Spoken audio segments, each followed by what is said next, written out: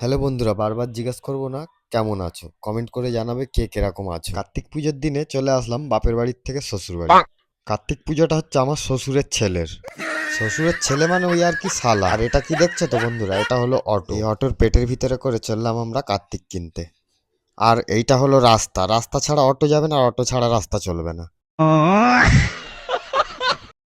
আর বন্ধু বান্ধবীরা, এই কার্তিকগুলো রাস্তার ধারে কেন রাখা আছে জানো? কার্তিক পুজোর দিনকে কার্তিক বিক্রি করতে হয় তাই রাখা। আর এটাই হলো এআই কার্তিক, যার প্যান পরাতে ভুলে গেছে।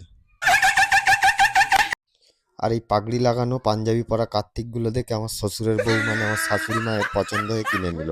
মুখটা দেখালাম না কেন, আমার শ্বশুরের বউমা মানে আমার শালার বউ দেখাতে বারণ করেছে। এই যে কোলে করে নিয়ে উঠছে, বলছে আমার খুব কষ্ট হচ্ছে।